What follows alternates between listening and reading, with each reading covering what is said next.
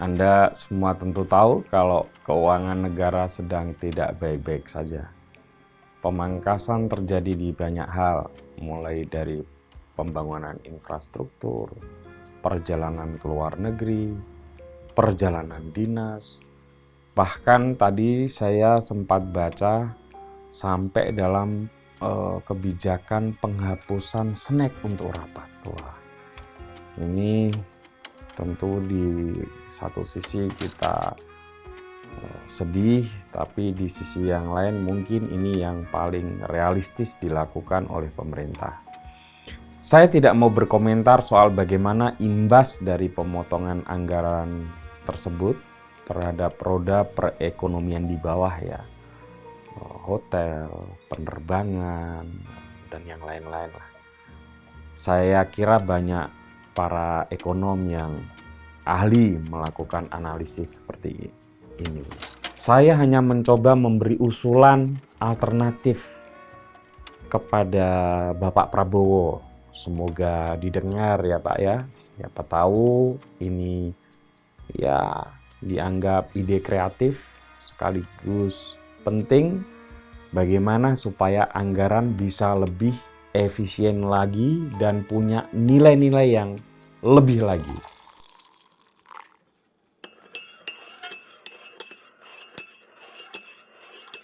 Pertama, memasak di kantor. Jadi para ASN, terutama level-level atas gitu ya, mulailah untuk memasak di kantor. Ngeliwat dewe, ya kan? Toh menanak nasi sekarang ini sudah tidak susah lagi ya, tinggal mencet, kemudian akan terdengar nanti sekian puluh atau belas menit itu klik atau didit, nasi sudah matang. Jadi tidak perlu mengganggu waktu kerja teman-teman. Yang kedua itu menanam sayuran di sekitar kantor.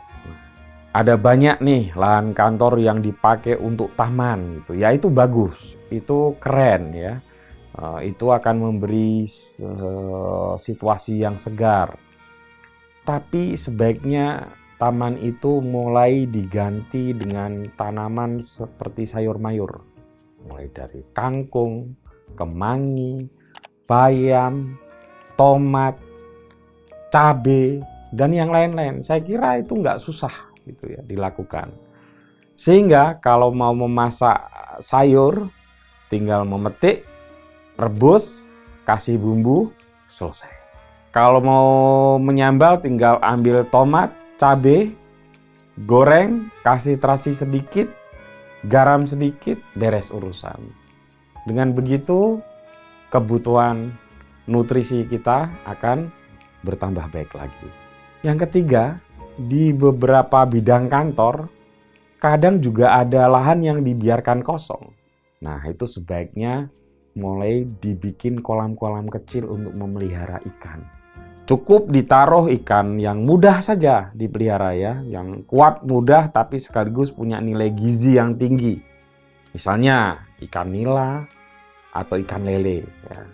Kalau ikan gurame itu terlalu lama nanti nunggunya. Tapi kalau nila, lele itu 2 bulan, paling lama 3 bulan itu sudah bisa panen. Dan panennya kan bisa setiap hari karena untuk konsumsi sendiri kan.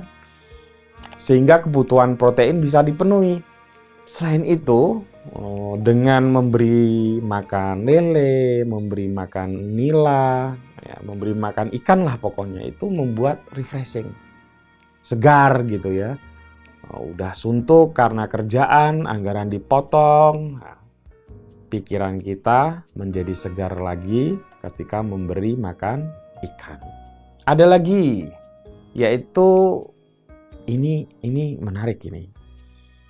Karena saya tuh sering memperhatikan banyak wilayah perkantoran pemerintah itu ya, yang memang lahannya banyak yang kosong.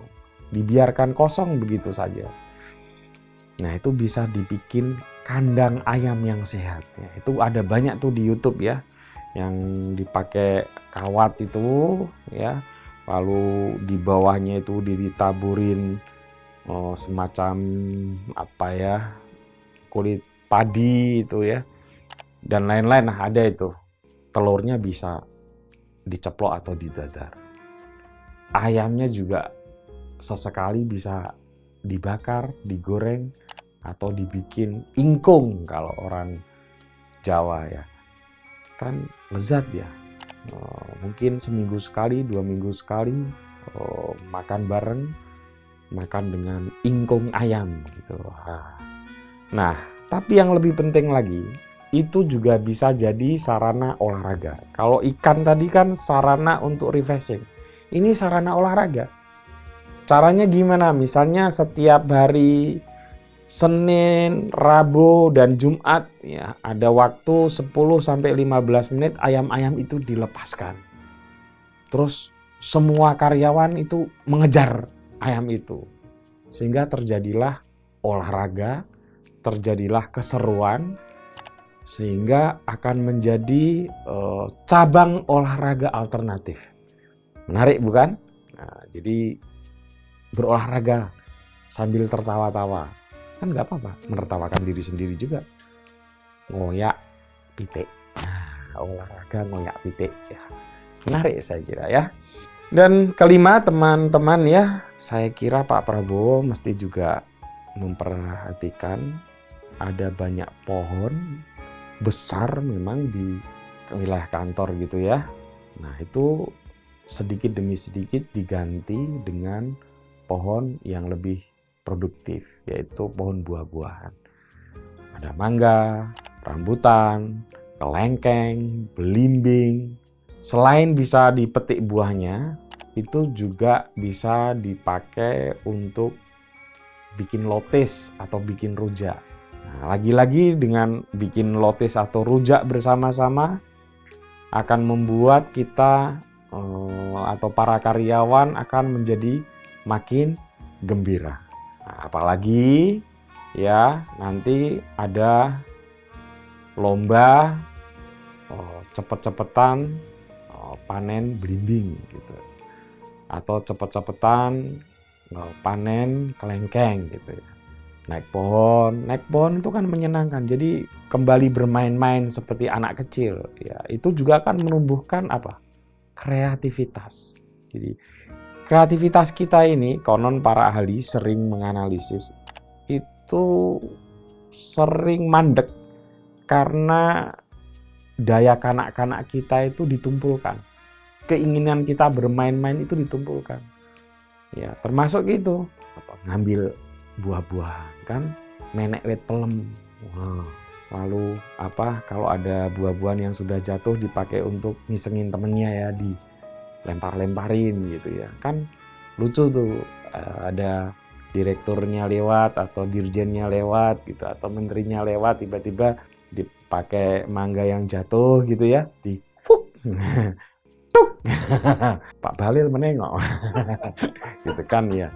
Ya menarik ya, saya kira itu akan jadi ya hubungan rekreatif ya, hubungan yang inovatif ya, yang menyenangkan lah, ice breaking lah minimal ya, sehingga dalam situasi anggaran yang seperti ini ya, dengan menghidupkan lagi ciri-ciri kekanak-kanakan kita, itu akan menyenangkan dan membuat kita lebih kreatif.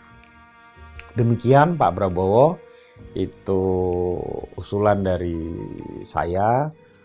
Semoga semua instansi kelak kemudian bukan hanya bisa mandiri di dalam pangan, tapi lingkungannya juga lebih sehat, situasi kantor juga lebih menyenangkan. Karena itu tadi, ada orang yang sudah berani iseng melempar mangga atau kulit buah atau biji buah ke atasannya. Tuk! Salam orang biasa.